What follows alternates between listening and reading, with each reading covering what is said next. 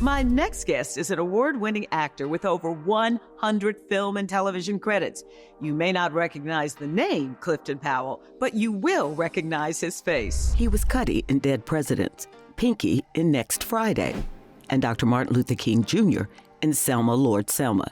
And when some people see him in public, they think he's a comedian. So how many times do people say, "You look like Eddie Murphy"? Every day.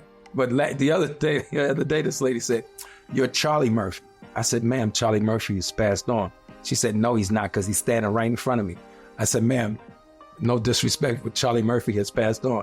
She said, "Okay, Charlie." And she went and got in her car and drove off. And then I think I was out at some function, poetry jam. And this lady said, "Eddie Murphy, what is you doing in here?" I said, "Ma'am, I'm not Eddie Murphy." She did the laugh too. She's like, "Eddie." I said, "Ma'am, I'm not Eddie Murphy." And she walked down and she said, "Well, I know you're Eddie Murphy. You're just trying to be incognito." That's what it is.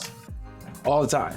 And there's another assumption made about him. Somebody always comes up to me saying, I watch your movies, but you always killing somebody. I'm saying, it's just, I think sometimes, and I don't want to say African-American actors, but sometimes you get pigeonholed. But sometimes my people think we're not trained. Not all my people, some of my people. We're trained. I'm just as trained as Pacino, De Niro. And they don't get a lot of flack. De Niro is always, him and Joe Pesci and Pacino always beating somebody up in movies, So that's true. I think what happens is people come to play and say, "I think Clifton Powell must have came out shooting people out the womb." I'm like, man, it's acting, it's training. So I think when it comes to me, people got to really, really go back and do the research. Early roles that I played, the pastors, the doctors, cops. I played cop on Martin. I played African Prince on the Jamie Foxx show. So, but people want to pigeonhole. I just did a movie with Terrence Howard called Skeletons in the Closet. It's on, what is the name of the channel? I'm going to find it. Not Bounce? No, it's not Bounce. But it's you go look for it. It's called Skeletons in the Closet, and I'm playing a priest. And I watched it the other day, and I almost saved myself. Clifton had a rough childhood growing up in Washington, D.C. He told me his mother was mentally ill. And I just thank the gods who watched over me. I always felt like I had angels. The night my mother...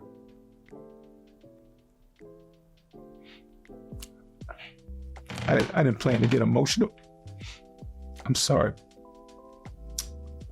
The night my mother walked into the night, they found my mother in the bottom of the Anacostia River in D.C.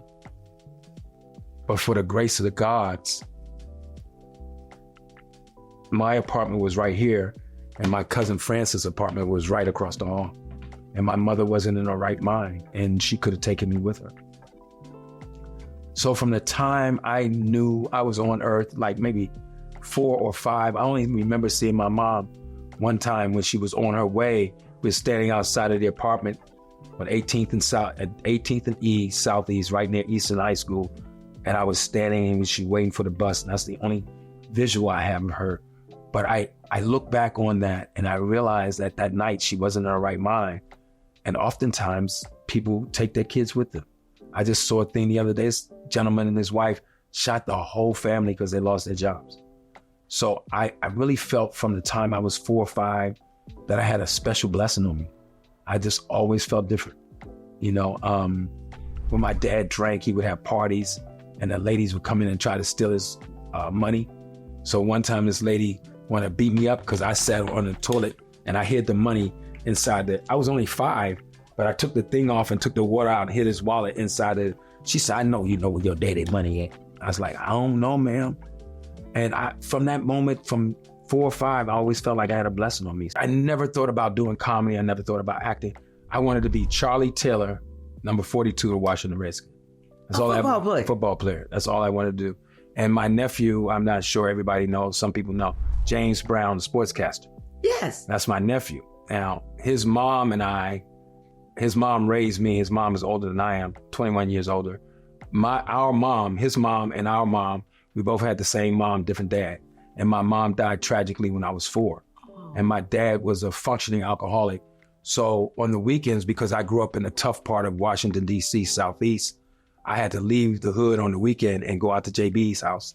And they lived out in the suburbs. And That kind of kept me out of trouble. But it didn't keep him out of trouble in school. There was DeMatha, a predominantly white all-boys Catholic school where he says he spent a lot of time in detention. Then there was the more integrated St. Anthony's Catholic High School where he first fell in love with acting. And that was the beginning of my career. So I did the play, and this is going to sound crazy to everybody, but I'm going to put it in my book. My dad came to the play drunk.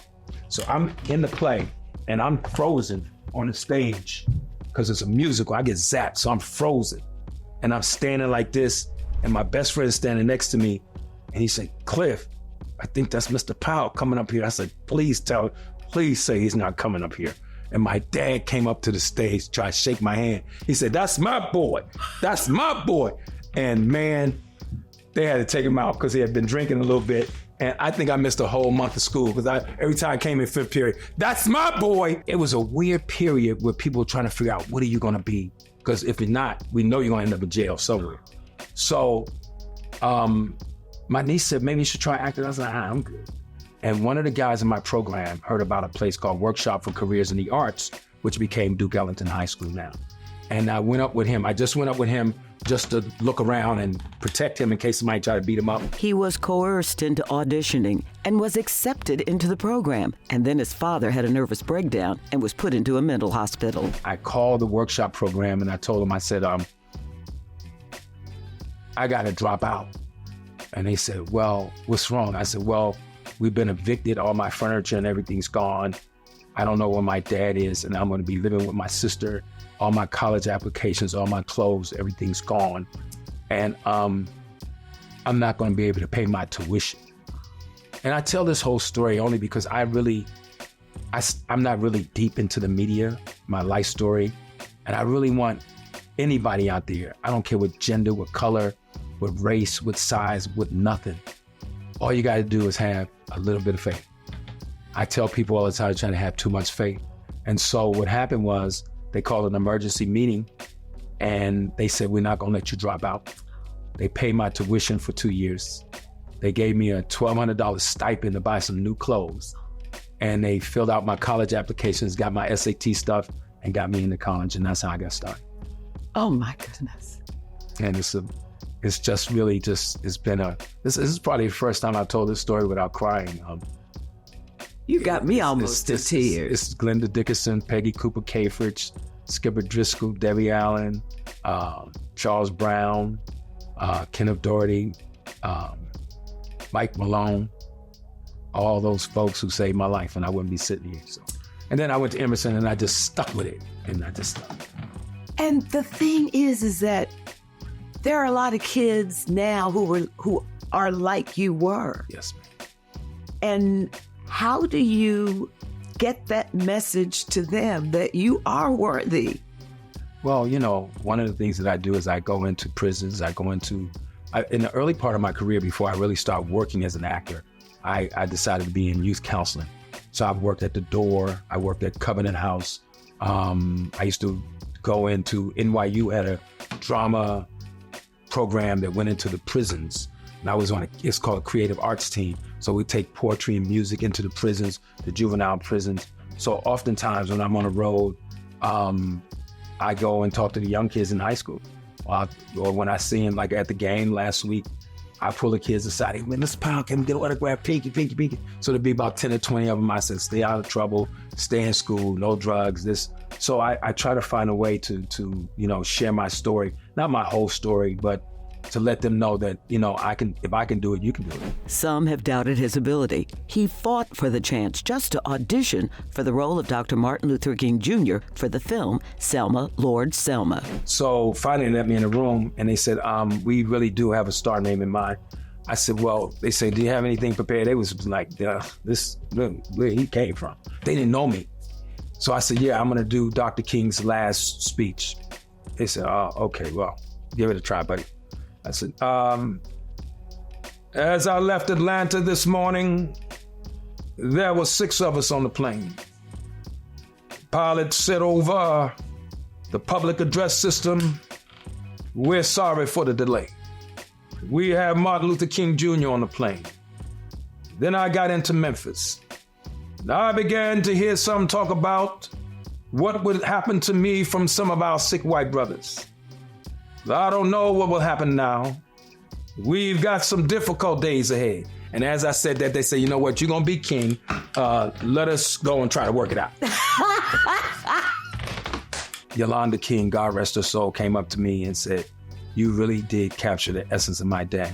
Jamie Foxx helped Powell land the role of Ray Charles's agent, Jeff Brown, in the movie Ray. I don't know if I told you earlier, Jamie Foxx, myself, Chris Tucker, and Mark Curry all lived in the same building.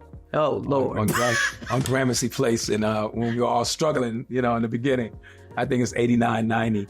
But Jamie was starting to move, He said, Cliff Powell, I got this role you got to come in for. So I went in and did pretty much what you saw on the screen. And, but I'm not sure who didn't think it was right. I was right for the role. And a lot of people don't know this, but Jamie stood up at the meeting. And that's why I always had love for Jamie Foxx and said, if we don't hire Cliff Powell, ain't gonna be no movie. Because he killed it. And he did. That's how I got that role. Pinky is the old school gangster Powell played in Next Friday and Friday After Next. But Powell also plays Pinky on YouTube in The Adventures of Pinky. Why do you think Pinky hit the way he did? I think that everybody in their family has an aunt or an uncle that's just wild and ghetto and country and all that stuff rolled into one, and unbridled with his speech and language, but he's fun. He's a good person, but he's wild and he's animated. So I think that's why he called him. So which of the characters is you? Well, I think, for instance, we're here at the studio here with Swirl, is I think, playing Rex Fisher is hard for me. I think Pinky is probably more of my internal, wild, fun personality. My inner friends that know me know I'm wild and crazy and goofy. I think that's more, my style. Now, you have two wonderful children. On Instagram, I saw your daughter, nail technician, who loves to do Pinky. Yes. She's funnier than me ever. If you haven't seen my daughter do Pinky, please go on Instagram and see. She even has the suit. She has a suit. Ladies, come meet my friend Craig. This is Moet. And of course, Clifton Jr. He's a character. He's a writer. He's a basketball player too. He's D1. But he just finished doing a project with Mara Brock. And of course, everybody knows he's dating Sasha Obama. So they still date? Yeah. But it's young love. You got ups and downs just like everything else. And they're both Geminis. So they're so cool together. And so have you met her parents yet? I haven't met her parents. So my son goes, I said, I need to meet the parents. He says, you haven't met Maya's boyfriend's parents. She's been with him 3 years. I said, we got a point. He says, so I'll let you know when you can meet him. So why did you move to Atlanta? I went through a nasty divorce. Oh. And lost about 7 to 10 million. And, I know we've heard Cat Williams and some of the other folks talking on Instagram and Club Shay Shay. I think we got to kind of pull it in a little bit. I don't want to get into, because Cat is somebody I know, but I try not to put all of my business out, because it's open to so much interpretation. And we don't want that. I think that it's a very difficult job to build your career inside of your marriage. And I try to explain to my son now, don't be mad at your mom, don't be mad at me. We didn't know. And that's why I do seminars. I want to do an evening with Clifton Powell and talk about not just my journey, but how to handle your money, how to deal with credit, how to keep your body in shape, how to deal with all your vices, when should you get married, when should you get all of it. And I didn't understand it. So the vicissitudes and the ebb and flow of success kind of ruined my marriage. So when I came down here, but also Hollywood is moving. Yes. To Atlanta. There's so many studios here now. Yeah. So what's next for you? I know you're writing a book. I think I'm going to write a book. We've been on strike since June. So I'm doing Fight Night with Sam Jackson and Kevin Hart and my buddy Will Packer, who I did the gospel with. Of course, Terrence Howard is in there, Taraji. I saw Don Cheadle the other day, so I'm doing that. And I just did this wonderful movie with Eric Roberts called The Final Hour. My buddy Jamal, the director out of Philly, amazing job. I'm playing a prison warden, and this guy's on death row. It's a really emotional piece, really nice. And then I'm doing with my partner Manny Haley, Legacy. And am I doing something else? That's with Ving Rhames and Lisa Wright. And this weekend I'm going to be in Tupelo, Mississippi, talking about diversity in the arts and entertainment, and also within this new world order that we have incoming, because Donald Trump has already said if he's president, he's going to outlaw critical race theory and diversity. And I think that would be a shame to do. So, and then I hang out with my girl and my stepson. His name's Malik, and he plays basketball. So I just, I'm kind of chilled out these days. Powell is serious about being chilled out. On his Instagram page, he warns his 332,000 followers, quote, "Reckless and hateful comments will be blocked," end quote. Thanks for watching. If you enjoyed this conversation, check out the recommended videos on your screen and subscribe to Peachtree TV to see the latest from Monica Pearson One-on-One.